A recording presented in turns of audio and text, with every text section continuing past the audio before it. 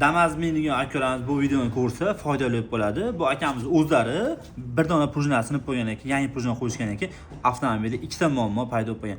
Birinchi muammosi avtomobilni baland pastligi. Prujna qo'ygan tomon balandroq, nari tomoni ikkinchi tomon bo'lsa pastroq qo'ygan. Ikkinchi muammosi bo'lgan bo'lsa, prujna qo'ygandan keyin politsiyachilar o'tgandan keyin daqqila ovoz chiqarib qo'ygan. Buni aybini Tober akalar, bordi sizlarda avtomobillaringda xuddi shunaqa muammo bo'lib qolgan bo'lsa kerak, mana shu prujnani ko'rsatib qo'yasizlar. O'zi aslida o'tgan safar videolarimizda aytganmiz-ku, prujnani razmeri 26 sm bo'lishi kerak. Bunda 28 sm prujna qo'yib qo'yishgan.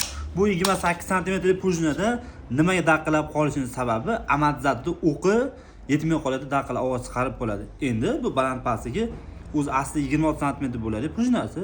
Bu ikki xil bo'lgani hisobiga avtomobil bir tomon baland, bir tomon pastroq qo'ygan. Bor do'stlarda ham Damas avtomobilda prujna sinsa, iloji boricha ikkita bir xil yangi qo'yinglar yoki bo'lmasa rabochiy 25 sm prujna qo'ysalar ham bo'ldi, balans berib ketaveradi akalarim. Joningiz sog' bo'lsin, yuzdan tabassum tarik ketmasin.